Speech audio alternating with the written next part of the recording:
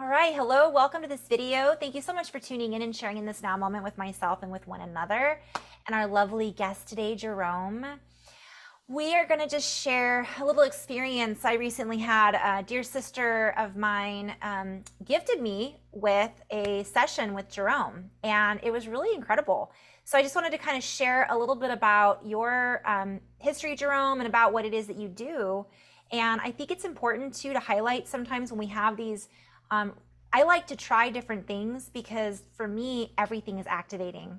And so when sometimes we try different things we haven't tried before, it opens up our mind, it opens up everything to other dimensions that maybe we weren't aware of or enhances what we already were aware of. So we'll talk a little bit about that and we'll kind of go from there. So thank you, everybody. My intention, of course, is the highest levels of love, light, unity, consciousness. And let's just maybe start with you introducing yourself, Jerome, and just go into a little bit about what it is that you do or what you call it Okay.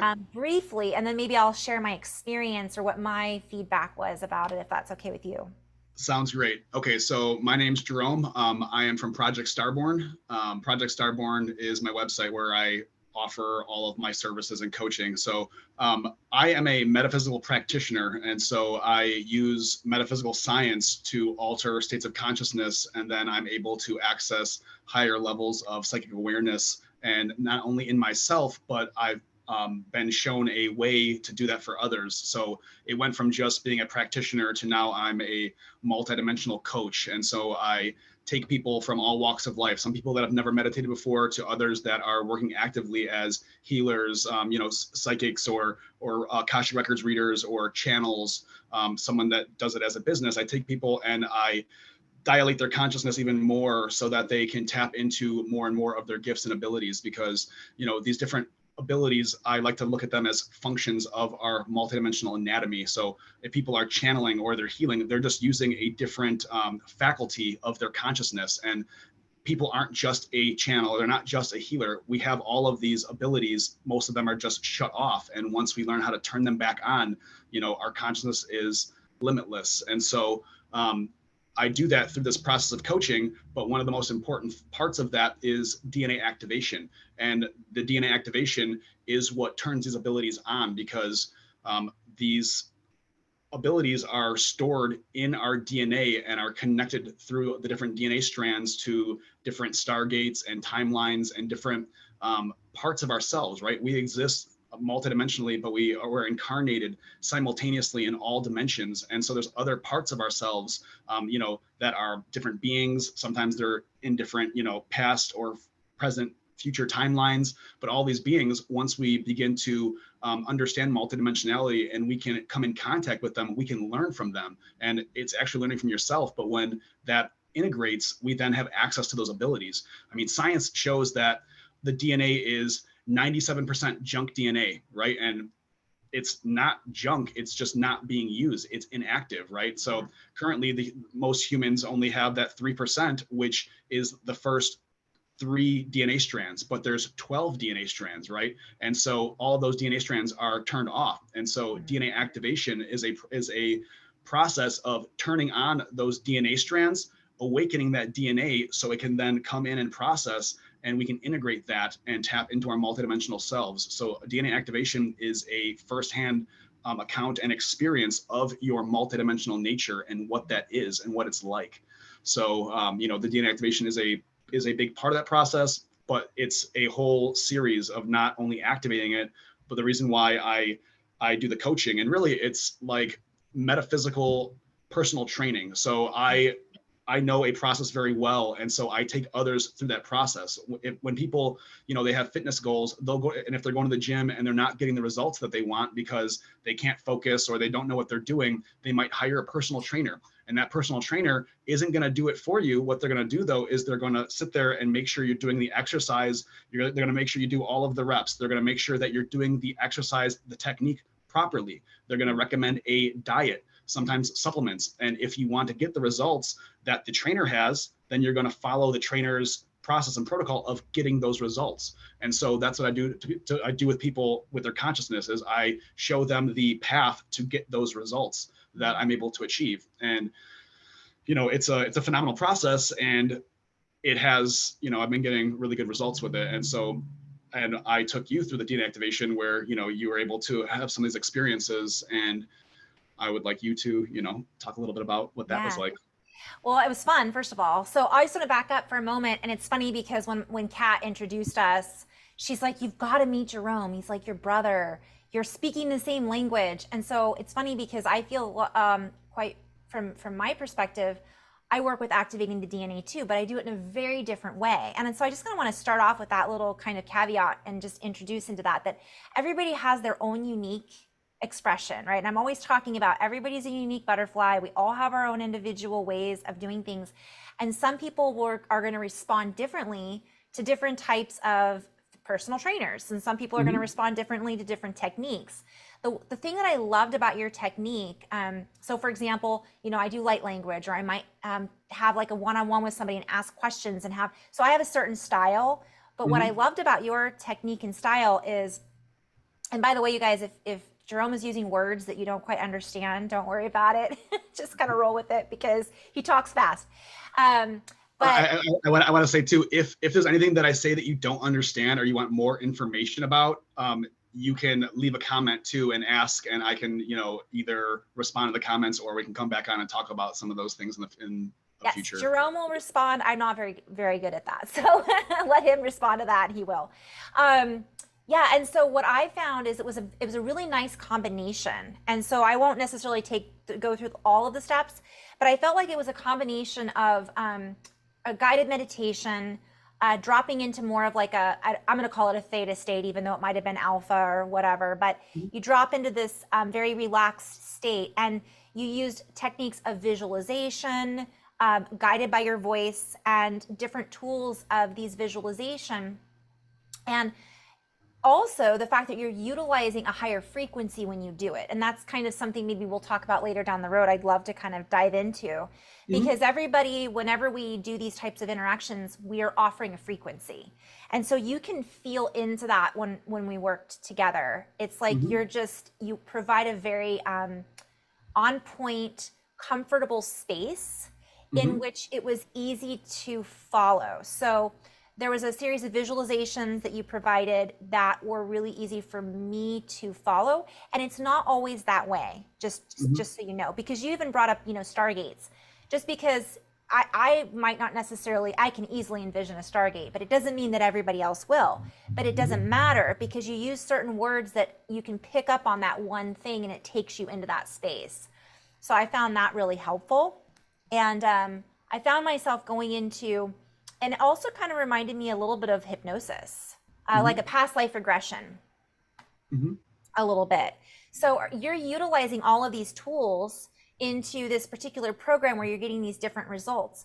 And one of the things I found fascinating was my results, or what I saw, is different than what everybody else is going to see. And that's kind of one of the fun things about it. I saw things that were unexpected. So, for example, you took me through a series of ages. Do you want to just kind of briefly describe that, and then I can kind of hone in on examples? Yeah, and so I'm gonna just rewind a little bit, because I want to just touch on some of the things that you said, because it's really important. And so the reason why I'm able to do what I'm able to do with the activations is my DNA is already activated, right? So this happened through a process, and once the DNA is activated, you have the keys, right? So if we talk about a Stargate, right? A Stargate is a doorway. Well, in order to go through that doorway, you have to have the keys, right? There's a set of keys that you need to go through that doorway. And so when somebody already has the keys to the kingdom now, and it's frequency, right? But so when I connect to you, I'm able to then take you through those doors because I have the keys. And so when you were talking about the whole process, it's a very multidimensional process. There's a lot of things going on simultaneously. And the things that I'm going to talk about too is metaphysical science. What metaphysical science is, it is the study of the nature of reality and of consciousness, but the way that we apply metaphysical science are through meditation, self-hypnosis, prayer treatment, and affirmation programming, right? And so this is a blending of all of those things that is led by my higher self in a way that happens seamlessly, because we use different processes when appropriate, right? It's just like, you don't use a hammer to screw in a screw in a wall socket. You don't use the lawnmower to cut branches off the tree. That's an inappropriate tool. And so Yeah. knowing what your tools are and when to use them is the most important thing. And then the whole process, when you're saying like, when we did it together, you felt like you were in a safe space. Part of that process is holding that space, right? So holding space is the ability to to connect to you and project my field into a where we have a shared experience. And so it creates a container for the operation to happen. And so we're using quantum entanglement, we're creating this space.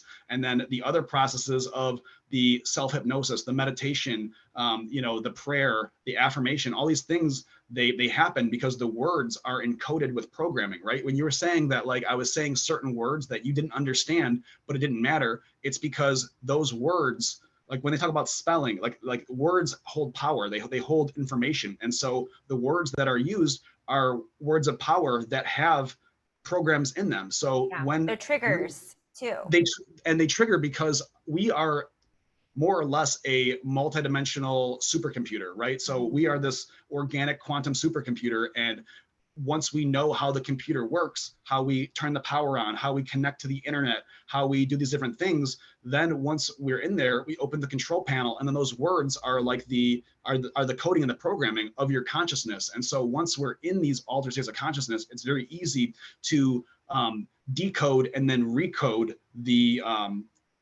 it's your DNA or your genome, right? So we're recoding that and changing the files. It's like you might have a computer that has an outdated operating system. So we might go in there and upgrade the operating system. And a lot of times computers have viruses or bugs. You have Trojans or malware, these different things. These are the negative programmings that are holding us in shadow. And so through this process, we are removing all of that unconscious programming that we don't even know is going on that's affecting us. We're getting rid of that and then upgrading the software to a better operating system that is connected to, better programs, better, applications, software, all of that. Once that turns on, that's how we start having these experiences. And so the whole process is basically going through and, rewiring the computer. Yeah, so for me, it was certain ages that I wasn't expecting to have. So I have done a lot of work. I've done a lot of, over the years, sorry, my lighting, we have a major storm going through right now. So if I lose power, whoo. So a lot of the things that I saw, in fact, I'm going to just pause for just a moment. Okay, so no power outage yet. So Jerome took me through different ages, and I had gone back to these memories, perhaps, of these different ages. And for me, I had seen stargates and portals and and all kinds of really cool things. But the one thing that I realized is you always brought up, let's talk about the emotions around it. And it was funny because I was able to essentially piece together what was happening while simultaneously experiencing it from a very neutral perspective. And one of the things I loved about it is, you're very much in a place of don't judge it, be neutral, share your emotions. And then as that comes up, you're able to actually experience that and reprogram it, or at least address it. And I loved the fact that it was surprising the ages when certain memories, or let's say moments of awakening that I might have had that were brought up. And also what I found very surprising was when we got to the higher realms. And for example, you had brought in some Arcturian energy. That was very unexpected. So the reason I'm sharing it is, and it's hard to talk about in exact detail unless you actually go through the experience, because it is one of those things that's hard to describe. You kind of feel like, is this my imagination? Right? I mean, it's like, if you've ever had a past life regression, for anyone watching this, that's how it felt for me. I was like, am I imagining this? But I think it's really important because a lot of the intuitive stuff, I'm getting goosebumps, a lot of the intuitive things that we do, whether it's psychic readings or channeling or speaking with loved ones who have passed on, if you have to get through that, because we have to recognize that our imagination we've been taught that it's just that, and it's so much more. I see it as those threads that connect us through our DNA and our memories. And so now I'm going to go back and talk about that, because everything that you just said is it's a whole giant thing. And so, okay, so first I'm going to talk about how the memories apply and what the difference between memories and imagination is. And really, before I talk about that, we're going to talk about the DNA activation and how, like, where these images come from, like the things that you're seeing, whether you think it's your imagination or not. That is, a lot of times when people are like, oh, I'm just making it up, well, they just don't trust what they're seeing. And we'll get over that. But so how things work with your biological supercomputer is that your eyes are biological cameras and your cells and your DNA are the film, right? And every time that your heart beats, right, it timestamps the images that you're seeing onto those cells and that DNA. So everything is being saved on your cells and your DNA, and that's your local drive, that's your hard drive, right? And all the memories from this life are stored onto that DNA, right? And so when it's saved, when the heart timestamps it, it's important because what you're seeing and experiencing has an emotional frequency, right? The emotional energy is what saves it to the hard drive. And so whatever you're feeling, whether it's fear or joy or love, those emotions are so emotion is energy in motion. It takes the emotion in order to save it, right? It takes juice in order to save those images. And as we're experiencing things in our lives, those images are saved through that emotional experience. And that is also a problem because all of the shadows and the traumas that are saved on our cells are from experiences that were low frequency emotions. And when we are before the age of 15, we are not emotionally mature enough to process those informations. So as children, when we go through a traumatic experience, this happened, that happened, and we weren't emotionally mature enough to process it, that information or those memories are like zipped up in a zip file, and then they're repressed. They're put in a place where you don't experience them because they're too hard to deal with. So those go away, but they're still there, right? And so in order for us to get out of that shadow and break away from that, the 3D and move into the higher realms, we have to process that information. And so when we start activating the DNA and we start going through this process, we pull those files back up now that we're emotionally mature enough to handle and process them. So we have to reprocess that information in order to get it over with. And so now we're going to talk about the memories that you experience and the emotions that are tied to them. We experience those, and those memories are saved on us because our eyes, we saw those and they're saved, right? So when we experience a memory, we're experiencing an image file of something that happened already in the past, right? There is no past, future. Time is happening simultaneously. It's just categorized like that so we can have a 3D experience, right? And so memories are things that already happened that we're experience that we can revisit. And your imagination, like when someone says, oh, you're just imagining it, or so imagine is image generate. So we're using our mind to generate an image that isn't there yet, right? And so when people say like, oh, you're making it up, or yeah, I imagine that, or it's make believe. Well, yeah, you're taking an image and you're making it, and then once you believe it, that becomes reality. And so those images are saved on your cells from the past because you experienced it, you had an emotion, and that is what saved it. Now, if you want to manifest and take control of your future and your reality, you do the same thing, right? Your current reality is created by all of your past experiences. You are who you are today. Everything that you've done and where you're at now is based on everything that's already happened. So if you want to change from where you're at now and rewrite the book of life, right? Because everything that's happened to you, that is your personal Akashic records. If you want to take control of that and become the author of your own book of life, you do the same thing. When you manifest, there's a bunch of different techniques, which I can share later, but by imagining, creating an image that's not there yet, there's a way to then save that image through emotion onto your cells. And then now when those images are on your cells, they manifest into your reality, right? And so with the proper techniques, that is more than possible. But so that's where those images are coming from. They're saved images, and the imagination are images that we haven't seen. And when we go through this process, the reason why things come up that we haven't experienced is we're not aware of them. Our 3D body is the cell memory, right? And that is where the images that your body and your eyes have seen, those are saved here. That is the physical hard drive. The memories or images that come through that you weren't aware of, like the stuff at the Stargates or the different beings or different lifetimes that weren't here on Earth, those are coming through because those are connected to your incarnational memory, right? Mhm. That is like being connected to the cloud. Every time that we die, our soul gets incarnated into a new body and it's wiped clean. You don't have any memories, so you can have a new fresh experience. But all of those other memories are stored somewhere. They're in your DNA. And once that DNA activates, those image files, those memories come back and you can re-experience them. And it might seem like imagination, but your imagination is the thing that generates images. And so once you understand how information is processed, it's one and the same. Yeah, I call it a projector. And with the whole DNA, I visualize it as a ribbon. And then when you unfold the ribbon, it's like a movie film, Mm-hmm. right? And then I also see it as letters, and we can reorganize those letters so it kind of spells out something a little different. And so one of the things that I think was kind of fun about that, what you were mentioning, is it's almost like when you're pulling it up again and you're re-experiencing it.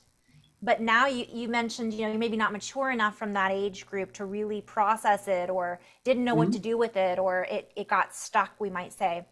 Now we're pulling it up again so that we're processing it. So this is just kind of an aha. And these are ahas that I had after our experience, which I think are valuable to share with everybody in the Mm-hmm. collective. Because all the stuff I talk about on my channel, you just basically said in your own way. And as I'm channeling that through in my own flowery way.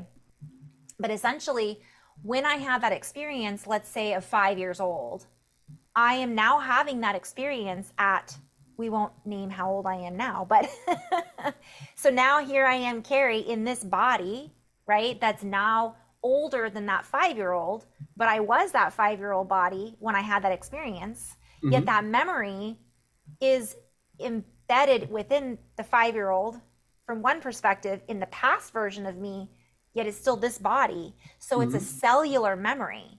So Yep. when it comes up, I'm getting goosebumps again. You love the goosebumps. You can actually, you're experiencing it from a different perspective. Absolutely. Also, you give a valuable visual. So I felt like when I was experiencing, and not everyone will experience it in the same way. I'm very well aware of Mm-hmm. that. But I was experiencing it like I was witnessing it, I was Mm-hmm. feeling it, I was describing it. So what the cool thing is, you're using, when you do this, all of your senses. Mm-hmm. So you're using speech, you're using thought, you're using images, words, you're using the emotion. And what happens is then we're able to perceive that experience from a different perspective. And one of the things that I've been talking about all the time lately is how our perspectives are changing. And so there's a lot of people who are activating their DNA right now, and this can assist them in further activating it, but also clearing out some of that stuff or bringing to our awareness different pieces that we may have missed before. I mean, there's layers, right? There's different layers. For some people, there'll be a lot of trauma because they had a difficult childhood and they haven't processed it. For Mm-hmm. other people, like you'd mentioned in a previous conversation we've had, they've worked through that and they're going to be able to see some other things maybe they experienced at 5 that they didn't quite, weren't quite able to process for other Mm-hmm. reasons. And it could have been, go ahead. And so what I'm going to mention about that is that when it comes to, accessing higher and higher levels of multidimensionality and activating your DNA, you can do DNA activations till your face is blue, but if you're not starting at the root core of the problem, you're not going to be able to experience what those things are or be aware of them. And so when we start and we do that shadow work, the reason why that's so important, and I'm going to drop another little metaphysical thing here, is that with your metaphysical anatomy, and when it comes to healing, right, all of everything that people have with them that is a disease or something that's going on with them, disease starts off as dis-ease, right? So at a certain point in your life, you endured a trauma, right? So say, when you were younger, something, boyfriend broke up with you, you're heartbroken, right? So you're feeling these emotions and they're too hard to feel. And so most people, they're feeling sadness or they're feeling these different emotions, and then they go to a coping mechanism, right? And so because it's easier to cope than just to experience. And so some people, they drink alcohol, they do drugs, some people just eat, right? And so the problem with that and the coping mechanism, that actually causes the dis-ease to turn into disease, because when you have this emotion, you don't realize that when you're experiencing that emotion, when you go to cope with it, whatever the thing you're coping with, whether it's smoking cigarettes or alcohol or food, those things have toxins in them, right? And so when you are ingesting those toxins, because you're trying to cope with emotion, you're unconsciously assigning those toxins to that organ system or to that location, right? And so when someone's like, oh, well, I have this cancer, I have that, whatever it is, it's because they coped with something, and then those toxins were associated to a thing, and then now you have a buildup of toxins in that area.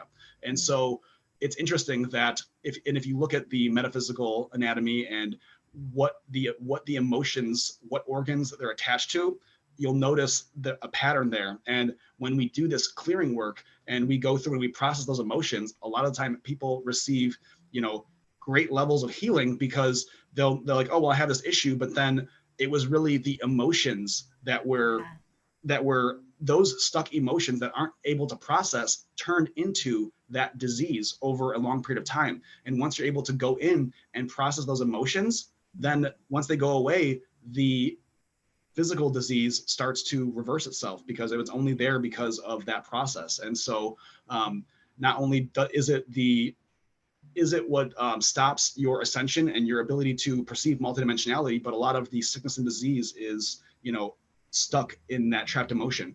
And so releasing those emotions, I know when you're talking about hypnosis and past life regression, I know a lot of people know about Dolores Cannon and her quantum hypnosis healing technique. And, she talks about it thoroughly, about how all of these people, they come in with different diseases, and she takes them back through past lives and goes in, and it's always emotional energy that needs to be processed. And once it's processed, that goes away. This is not the same as that, but the idea of the information and the emotions being processed, that is a key feature to the healing and ascension process. And you don't get to go into the light until you process the shadow. And so when people try to, ascend or meditate, but they aren't willing to look at the shadows, that is the core thing that needs to happen first. You can't even go to any of that until you do this. And the reason for that is that if you aren't processing these lower emotions that are in this dimension, the reason why you're not allowed to go up is until you process these, you have no business. It's actually dangerous to be up in higher dimensions, because holding that emotional baggage is a lot more dangerous when you're working with different beings or different things, because you have all of this baggage that is distorting your perception, and you're not emotionally sound enough to operate in these higher dimensions. And so that's why it's really important to process that stuff, not only for the healing, but for the ascension process. I love the fact that you're bringing that up, because realistically, well, there's a couple things. I can see so many different places to play with here on this conversation.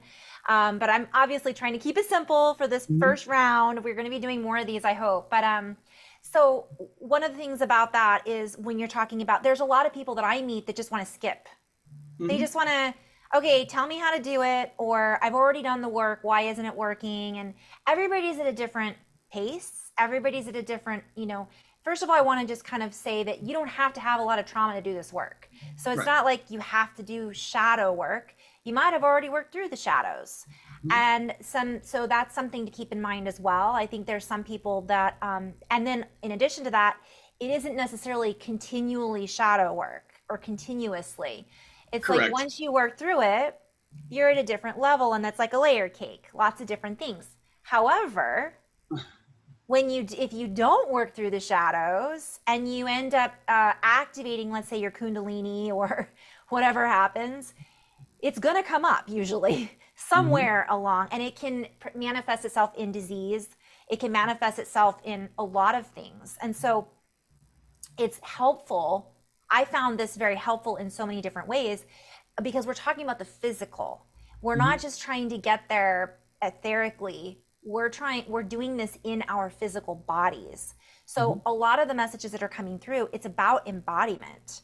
And so if and I'm going to use cranial sacral as an example because I have a little background in cranial sacral, and I see the comparison, kind of what you're talking about with the emotions. In cranial sacral, they call it an energy cyst. Like you fall, you hit your elbow, right? Mhm. The injury doesn't stop there. The energy goes up through, and your wrist might be sore. You might have a sore shoulder, even though the injury is here. And so part of cranial sacral helps work through that and the emotions that you felt when you went through that particular surgery or injury or whatever. Mhm. And it's just a different technique. The nice thing about this is you're doing that a little bit. And then in Mhm. addition to that, you're actually putting words to it. And you're actually bringing it into this now moment so that when you do move forward, it's lighter, less baggage. Absolutely. And so there's two parts to that. So the reason why we speak about it, right? So when we do these activations and stuff, we're doing different, like they're like command phrases because they hold power and they affect your consciousness in a way that opens up doorways to where information can come through. It's like accessing a port on a computer. You plug it in and the information comes through, right? So that's happening. But the reason why it's so important that we speak and we integrate is that when we're having these higher dimensional experiences, right? Because we're in our body, but we're perceiving it. It's not through our physical eyes, so it's happening in the fifth dimension. And so when that's happening, and you're experiencing the vision, and these memories are coming through, the reason why, and I tell you that you need to, whatever you're experiencing, you're speaking it out loud. And the reason that is because when it's happening in a higher dimension, you're experiencing there, but we need to ground it to here. So as you're speaking it out loud, your sound, your cymatics, right? When you're just seeing it as one thing, but when you then speak it, the thing that you saw, you're pulling it from that higher dimension down to this third dimension. So as you speak it out loud, that sound, right? We all know that water can be affected by sound. We saw Dr. Masaru Emoto, where they speak and the water freezes in snowflakes. It's the same thing. The experience that you're having when you're speaking about it, that experience is then being saved cymatically on your cells. So you're rewriting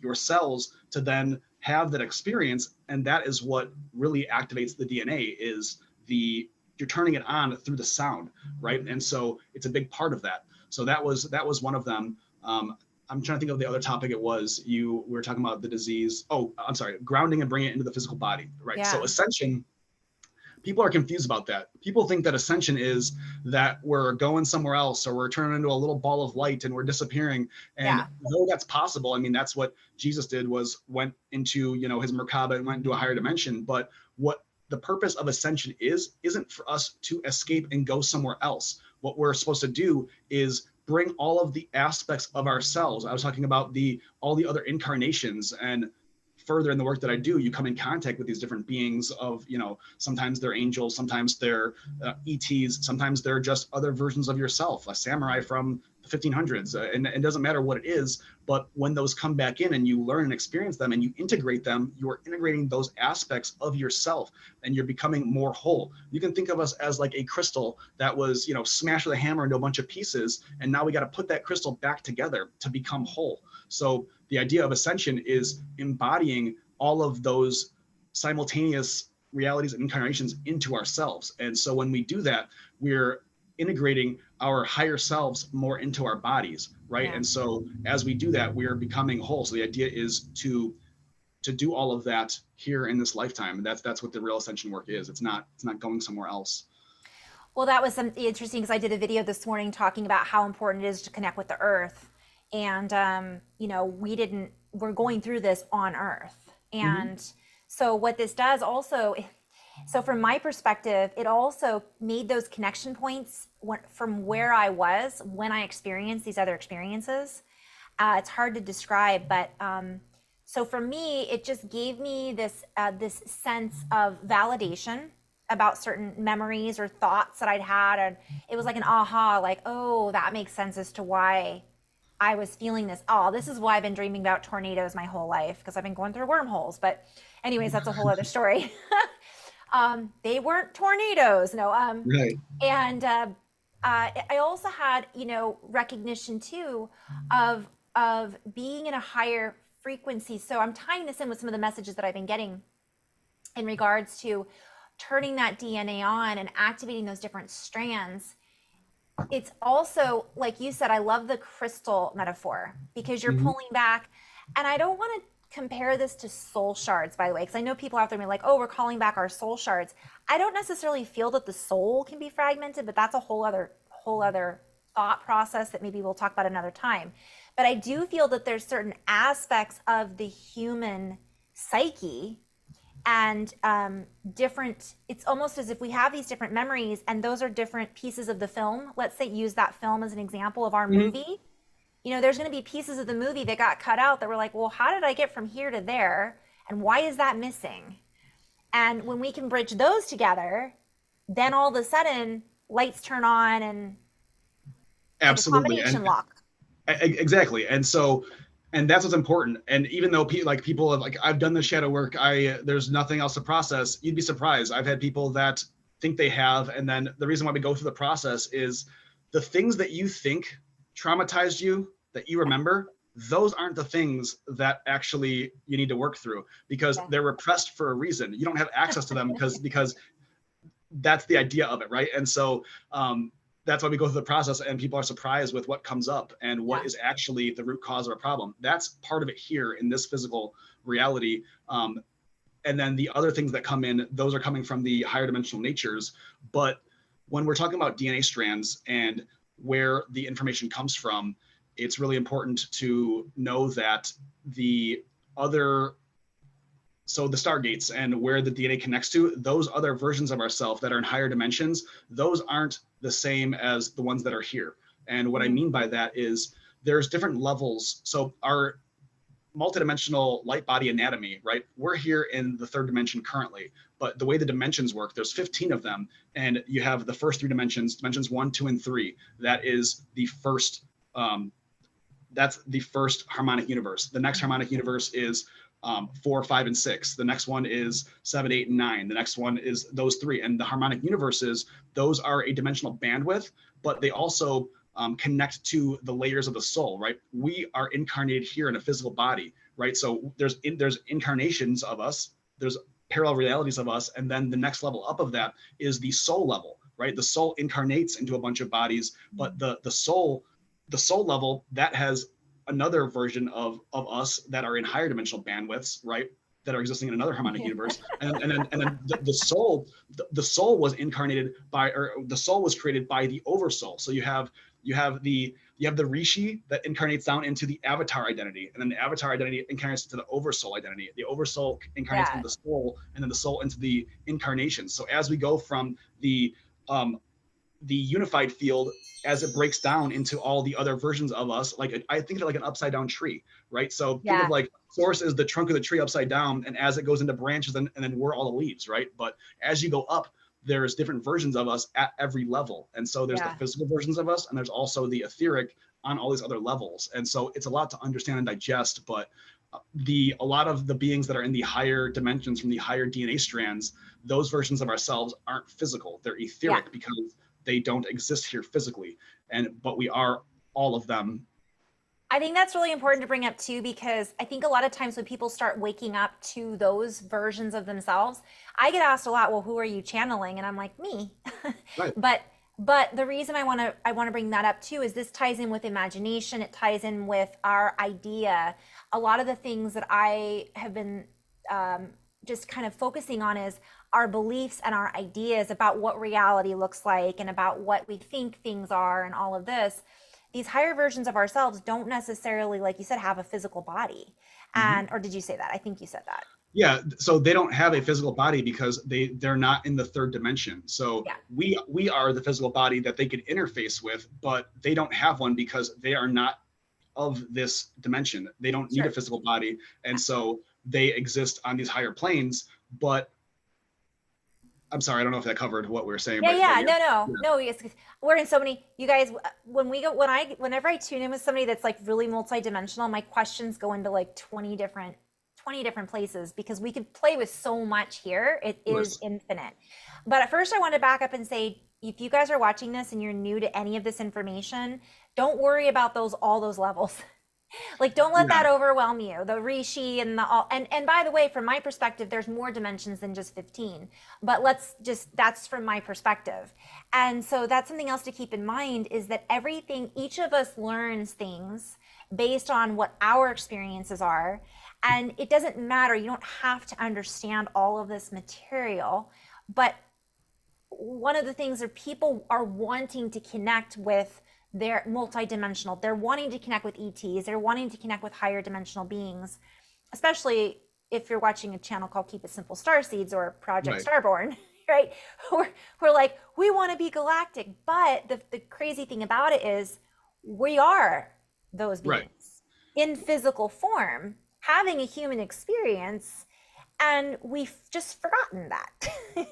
It's like we bumped our head and forgot. You're absolutely right. And so what I tell people is this information seems overwhelming, and it even is for me sometimes. But I didn't start with knowing all this information. I started with just having the experience and didn't know what I was doing, or like I didn't know how to even explain it. I learned the science that then quantifies, and I'm able to talk about it the way that I am after, learning about it. It started off with, I could just do it. I had the ability and I could take people through experiences, but I learned all of the metaphysical science and I learned all this stuff to be able to tie it all together so people can understand the experience. You don't Yeah. have to even understand it or even learn about it. You can still have the experience. I mean, when you do the DNA activation, you're gonna, like, the things that come up and all the things that happen, you don't need to know the science behind it, how it works. It's the difference between being just because I'm building a clock for you doesn't mean that you need the clock to tell time. You don't Yeah. need to know how to build the clock. And so, Right.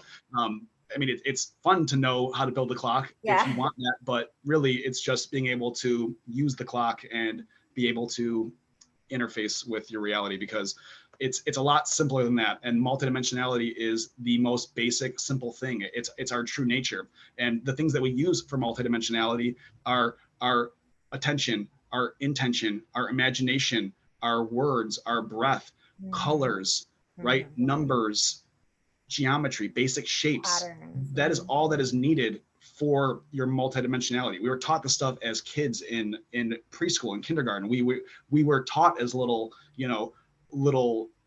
magicians, to be able Mhm. to do all of this stuff. We just took on extra programming that shut that off. When we were kids, everyone told you, like, oh yeah, don't, you're using your imagination. Yeah.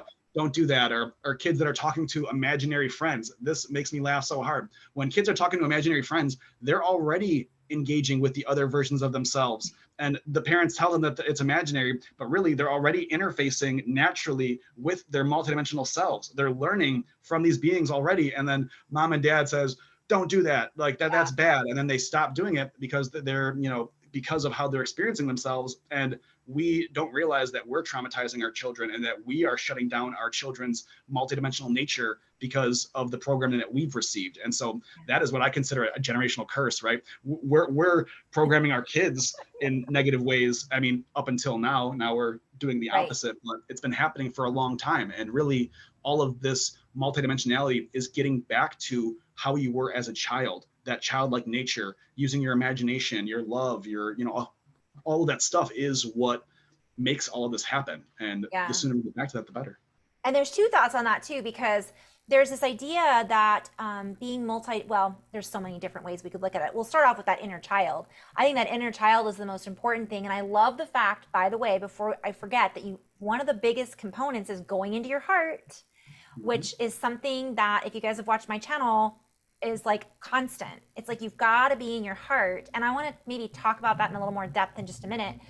But that is part of that inner child. It's like remembering, oh yeah, I did have an imaginary friend at 5 years old. Oh, I remember this. I'm getting goosebumps right now again, because that's the key right there.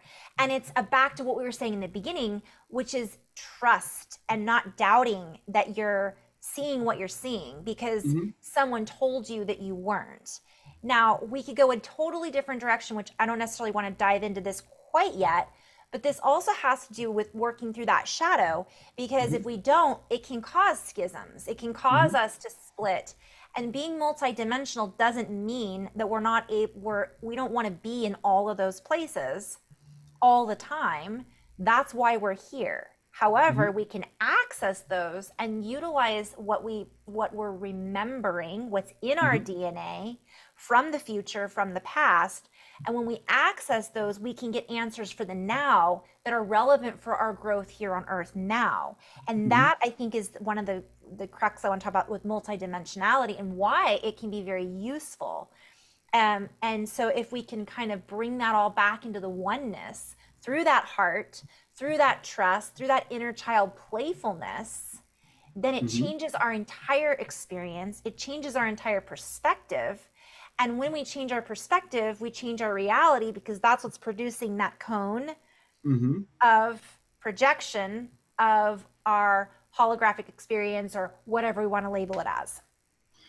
And so the reason why it's really important to move from the mind into the heart. And so if you look at famous paintings of Christ, right, you see he's Yeah. pointing at his heart, and then the heart's glowing, and then the halo opens, right? So operating from the heart is the most important thing. And the reason is in the 3D, we're experiencing duality consciousness, right? Polarities, Yeah. male, female, hot, cold, all these different things.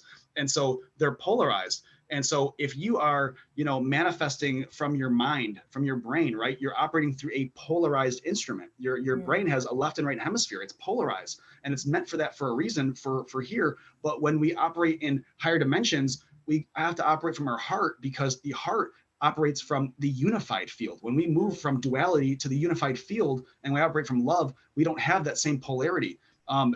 The secret is huge for this. They teach you how to manifest from your brain, and sure, you'll be able to manifest. You're going to get everything that you wanted, but you're also going to get everything that you didn't want too, because you're going to get the polarized version of it, and it usually comes later. You'll get everything you want, but then you get everything that you asked for, but then you get all the opposite of it too. And so when you operate from your heart and you manifest, or you move from there, from the unified field, it's from a place of unconditional love. And when you operate from a unified field, you're only going to get the thing in the purest form, without any of the negative things that might come with it, because it wasn't being used from a polarized device. And so a lot of this, it all ties together. But understanding the aspects of ourselves and the functions of our body, because a lot of these multidimensional things happen because of our body, our organs and our glands. They are the keys and gateways to these different realms. And it's really important to understand, how that works, and being able to access multidimensionality at high levels. You have to know how to move in these spaces and operate from them,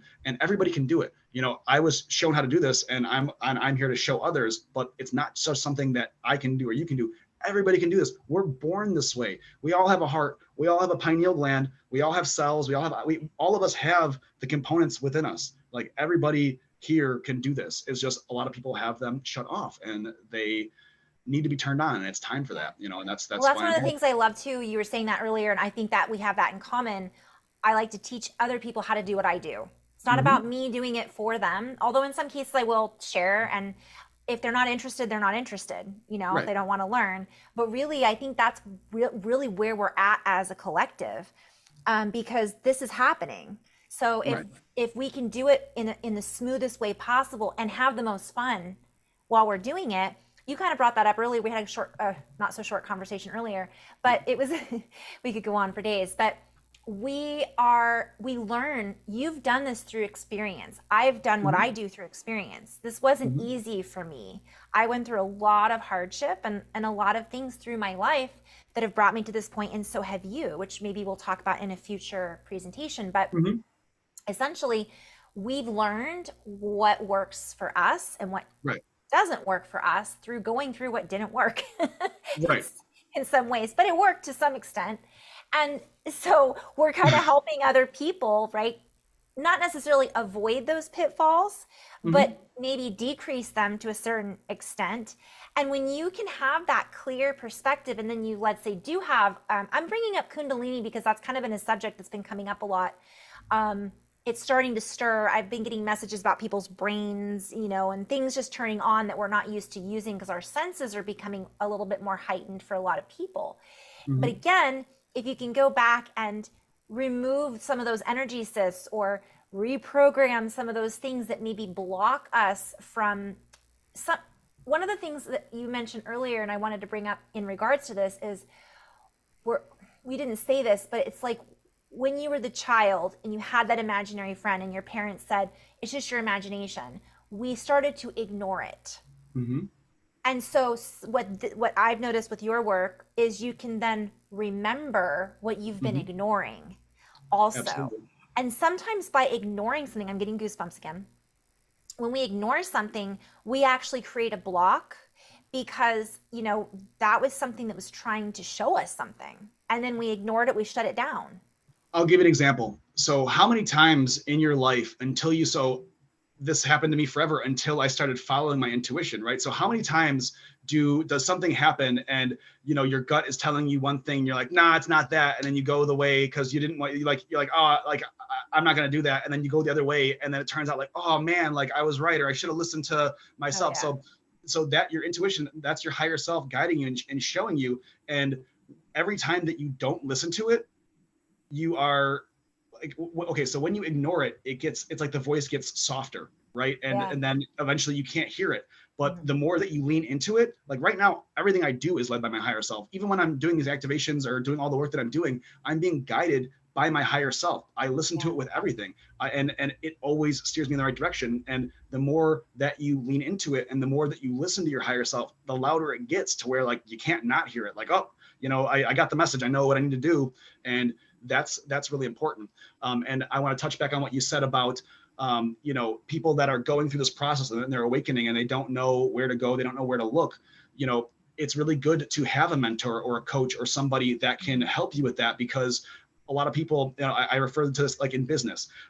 There's people that start a business and they've never ran a business, and so they start doing it and they end up failing, or something happens that they unforeseen that made their business fail or puts them into hardship.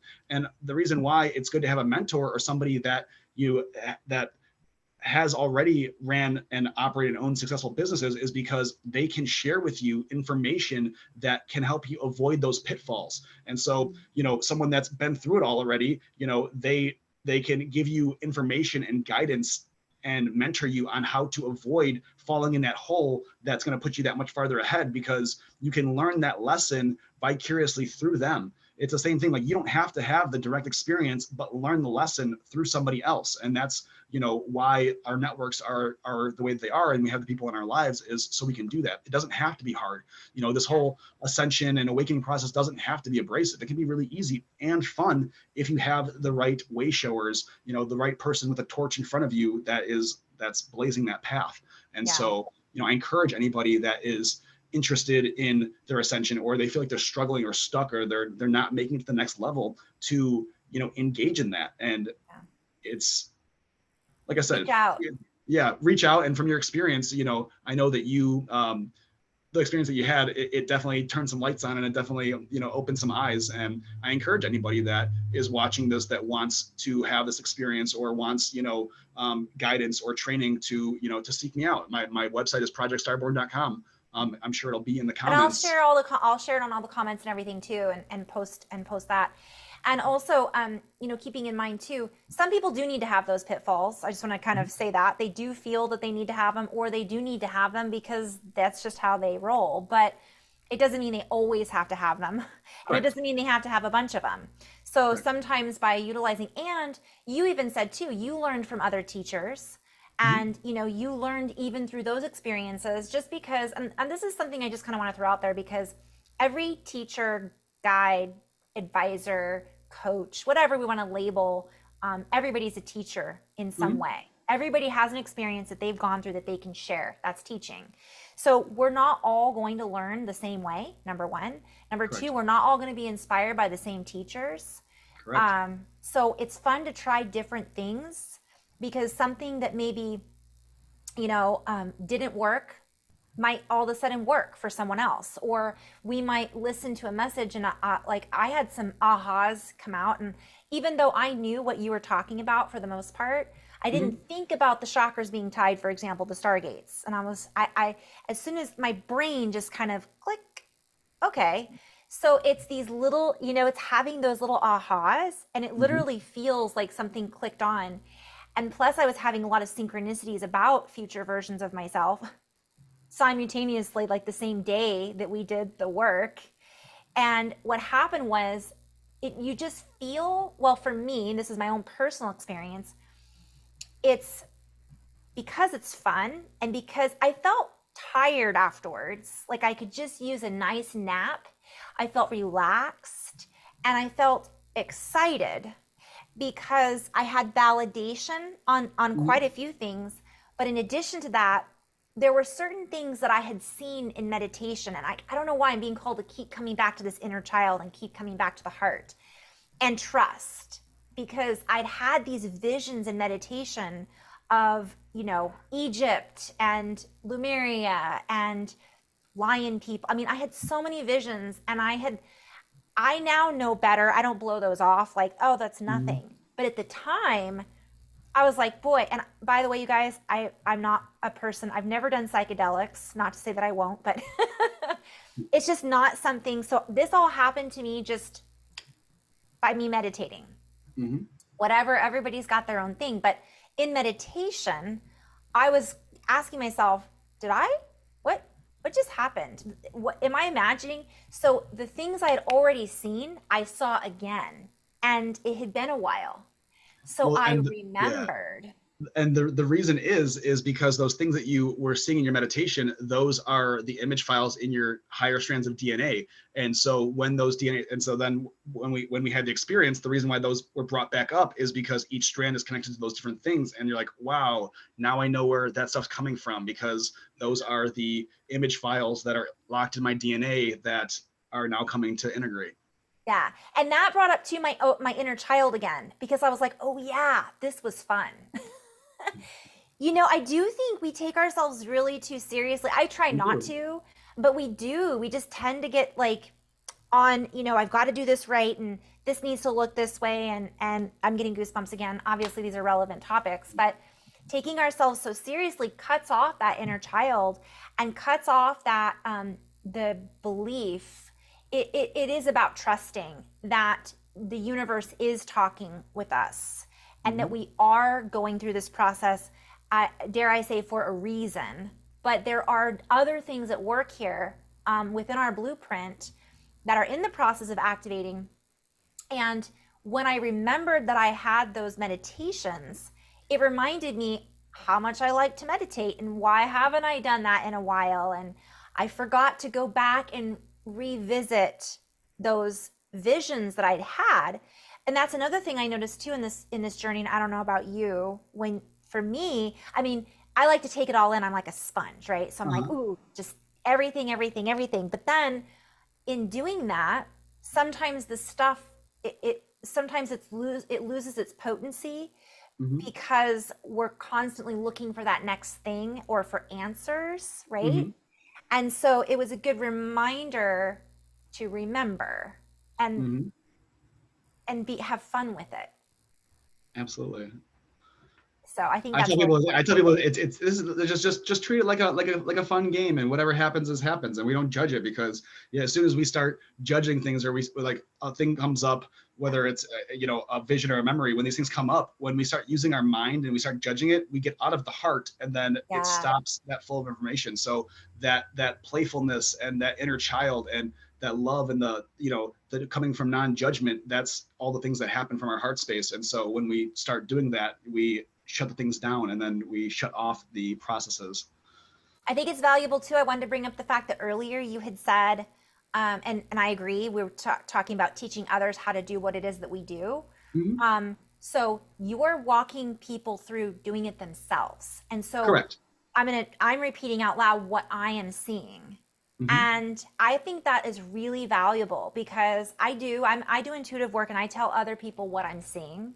Correct. Um, and then if they want to take it to the next level and learn how to do that themselves, Mhm. then I do my own process or have my own thing. But I will say, if somebody wants to learn that, doing something like this with you would be valuable to open up that intuitive process, because you do have to trust You and you do. have to learn or remember, right, that it's not just your imagination. Well, right. And so, as you go through this process, so my whole idea is I need to make more of me. So like I do this for others, but I need to be able to teach and spread this to others. That way others can affect more people. as one person, I can only affect so many people. I need to spread this out. I don't want to be the only one that is, doing this work. And the idea of that, it's like if you throw a rock in the pond, it makes waves, but if you throw a bunch of rocks, you are affecting more Yeah. of the population. And when it comes to developing the abilities, yeah, that's why I talk about it like a metaphysical or a multidimensional personal trainer. I can do this stuff myself, but if I do it for you, or if even though I'm adept at reading the Akashic records, I don't like to do readings for people, because when people come to you and they ask you questions, they just want an answer to a thing that they already know. They just don't trust their own intuition, so they want validation from an outside source. And sure, that's good, but I would rather teach you how to build that trust in yourself and build those faculties, so you don't need to rely on somebody else. It's the same thing when you start building these faculties, and I don't do it for you. I make you do it. Just like the guy's going to make you do the push-ups or make you do the crunches, like you're going to do them. And that's what builds the strength in the multidimensional selves, because these different, they're faculties, they're higher dimensional faculties of ourselves. We are here in a third dimensional body, but your fifth dimensional light body, your Merkaba, it's a vehicle. So it's like a etherical car that you can drive. Well, you gotta learn how to drive the car. And eventually, if you get good at it, it's like, now you're a race car driver and you know how it works, and you can do it really fast and really effectively. And it's all about doing it. Just like anything else, I'm a martial artist. And so, when it comes to martial arts, it's the muscle memory. It's the doing it over and over and over. You got to do it to get good at it. And it's just like muscles. The more you work your muscles out, the stronger they get. And so that's why, it's a process, but it's a process that will benefit you in the end, because you are building a part of yourself that most people don't even know exists. Yeah, and I found myself thinking about it also. How are we doing on time? Are we good for a little bit, like five Yeah, more I'm still minutes? good. Mm-hmm. Or 10 more minutes. One of the things, so I teach yoga and Pilates, and one of the things I do is intuitive movement. Mm-hmm. So I want to teach others how to do that and utilize it to heal their bodies. Mm-hmm. So one of the biggest things is you have to feel it yourself. Right. You can't tell someone else what to feel or what to see. You can, and then they can build around that and go, oh yeah, I guess I am feeling that. But Mm-hmm. and that can be helpful. And by the way, I've had readings done and I found them very helpful. Mm-hmm. So it's not, of course, that's great. That's a No, really great they are tool. great. They are Yeah, great, and I've worked with some of the best readers, and the information is mind blowing. And when I work with them, still I still can't believe the information that comes through, because it's so powerful. I was just saying, me myself, absolutely. me myself, there's other ways that I like to express myself than doing readings, because of Yeah. the way that I operate, and that's all. Yeah, no, I love the fact that to point that out too, because it's kind of finding, I think this is a topic for the collective. I talked about this very recently about, let's say you have this amazing thing and you come online and you're like, oh, I can do this, I can do that, I can do this, right? That doesn't mean you have to do all of that.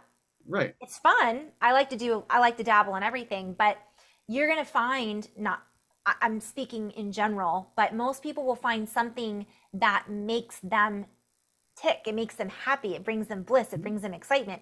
And this is your excitement. This is your path, even though you could do the Akashic records. And I think that's And valuable to recognize in each of us. You don't have to follow and do what I do or do what Jerome does. It's like this helps you just to kind of open up. Doing all these kinds of all this kind of work helps you to open up to whatever it is that you want to do.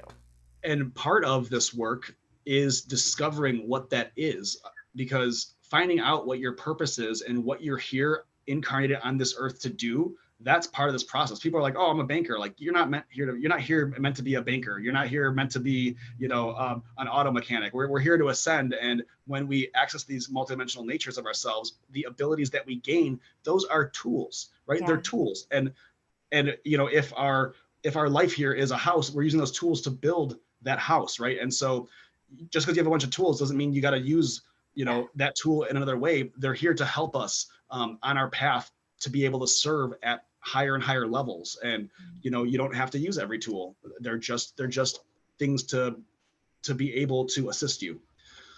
And also when we're working on ourselves, one of the things is we are having that ripple effect on the collective, because even though this is a unique individual expression and each of us, we're all connected. So when we have this, even a banker, let's say a banker does this type of work, let's say they decide to work with you, or they do Intuit, they go get an Akashic record reading. But more importantly, now they're working on themselves by doing, what is it that you call what you do, or this process? Just DNA activation? Is there a particular name you have for it? Yeah, so this what I took you through, that is called Stargate DNA activation. And Okay. so that is just one step in this whole process, because the once the DNA comes online, then you have to learn how to use and operate it, right? So that's where the training comes in. Yeah. But yeah, so it can benefit and help everybody, and it opens your reality up. And I mean, bankers are needed, so I wasn't picking on bankers. Obviously, Oh, no, not at all. I Well, I was just want, saying that in general, yeah. there's and some people, they find their purpose is for that, and that works, Yeah. that they love it, and they love banking and all that, and as long as you feel that, to where it's not like, oh, I'm just at a job working, if you all the best things, once you find your purpose, it's not work. Like every day when I come and do this, like it's the most fun thing in the world. Like I cannot wait to do it again. And I was doing it for free until I started doing it professionally, right? So that's how you know if it's your purpose. The thing that you want to do in your spare time for fun, to help Yeah. people or whatever, like that is where that is. And finding Yeah. that purpose, you can then step into that. That way your life is just this fun, amazing thing where you don't have to, not like what you do. Yeah. I work with a lot of professionals that love what they do, and they're Mm-hmm. in the corporate world, but they're doing certain things, like some work with kids, some are giving presentations about what they love. Some Mm-hmm. people are coaching, so everybody, bankers might just enjoy working with people and managing and working with money. It might be exciting for them. Sure. So they might like working with numbers. So everybody's got their thing. It doesn't mean that you have to do this work and then become a psychic. No, But absolutely not. you're just all you're doing is you're enhancing your life essentially, and A you're thousand percent. you're adding dimension to it. 1,000%. I mean, no matter what you're doing in your life, right? Whether you're a caretaker or a nurse, whatever you're doing, that isn't the important part that we're talking about. We're talking about like the abilities that you gain helps you better to serve. Whatever you're doing to serve, you have better tools. You being able to access information streams that you didn't already have allows you to be more efficient in any job or any place or anything that you do. And Yeah. so it's applicable anywhere. Everybody, if everybody was a healer, who would do all of the other things? Yeah. Like that's not it. Like we need diversity. It's just Yeah. that these abilities can take whatever you're doing to the next level. That's all. And you know what else, to keep it simple, is it can be something as simple. Let's say we're going to just pick on the banker for now because it's a fun example. Let's say you have a banker, he manages several banks, not manages, but he's the president or whatever. And he does something like this, and all of a sudden remembers that, he didn't like his stepfather when he was 5 years old, or 10 years old, or maybe at 13 his stepfather made him feel, and he remembers this experience that he had, and then he realizes, oh, this is why I've been treating this person, this fellow colleague of mine, because they remind me of my stepfather, or Mm-hmm. they speak the same, it can be a trigger, and all of a sudden they have this more relaxed feeling about who they are, and they Right. no longer are triggered potentially by another person in their environment, and that changes the entire environment, the work environment, especially if you're dealing with a lot of people, and that has a ripple effect on a lot of Mm-hmm. people, whether it's realized or not, or whether it's utilized as multidimensional. Then it Mm-hmm. is, you're affecting multi dimensions of other people Right. by how you respond to those interactions. Right. But it doesn't have to be thought of that way. I mean, after the experience, once those triggers are resolved, then it's just going to enhance your relationships and your experience. Because Yeah. all of this is about, like the idea of affecting our consciousness and healing is to alter our experience, right? People, they're suffering from this, that, or the other, and they don't enjoy the way they're experiencing themselves, right? And so the idea of healing and doing this work is to enrich our experience. And so we can experience ourselves in ways that are of love, light, joy, all these different things. And so no matter where you're coming from, it's going to enhance your experience. And that's all that really matters. Yeah. And last, I just wanted to add too, when we say work, some of this is work, but because I say, oh, I do energy work. Mhm. It really is play if you Right. look at it that way. And it's working out certain Hmm. things. And I love your description of like working with the personal trainer. You're doing a spiritual workout Right. and it makes you feel different when you're done. It does. So that's the work that I feel that this is, it's fun work. And Although, when we say work, it's just doing it. Like, some people love working out, but it's still, you got to go there and do the motions, and okay, now I'm tired, and all of that. You still have to do it, and it's still a process. That's why it's, like work. and there are emotions that come up that feel difficult sometimes to process, and that can be work in itself. But ultimately, the overall picture is utilizing it as a tool, like you said, for your toolbox, and then it Hmm. enhances your daily activities and how you perceive everything. So I just wanted to, because we're running out of time, but so do you want to just give a little background on yourself and then maybe share where people can reach you again? So I think that we should do a whole nother video for the Okay. background, because I feel like it's gonna go down a rabbit hole that could take, a whole nother hour or so. But So I Jerome has definitely would love to share it. a very colorful backstory, which is fascinating as well. But I do think you're right. And I'm glad that you said that. I just didn't want to cut you short. So yeah, so we'll end on that note. And I just kind of want to say that as a gentle reminder for everybody watching, there's so many different practices that you can Mhm. incorporate into your practice. And there's so many different tools that you can use. I was just excited because I love Jerome's energy and I wanted to share him with this channel and everybody else who tunes into what I share, because we had so many similarities. It's just really, really fun and really exciting. And some things that are very different, which is equally fun and exciting Mhm. to have that polarity a little bit, but not in a bad way. But in a more curiosity, like, what is that? But what I want to share is that it doesn't matter what we dive into. One of the things I loved about your presentation and how you operate is it's multifaceted, and it does, all of those things we talked about earlier. It includes different things and it makes it juicy. It makes it, Mhm. it's not boring. And I found it's very, I'm going to call it user friendly. Mhm. And I think that's one of the biggest things, because that's one of the reasons I started this channel, Keep It Simple Starseeds, because we do have a tendency to overcomplicate things. And while you've taken some incredible workshops, I'm sure maybe you could share that, not about the workshops, but I'm sure maybe some of them were maybe redundant or incredibly Mhm. complicated.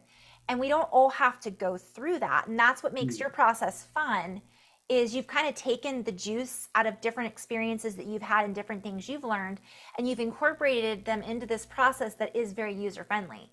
And so I thought, I've got to share this because, you know, everybody's got their own style, and yours kind of hits on a couple different things that people might find fun.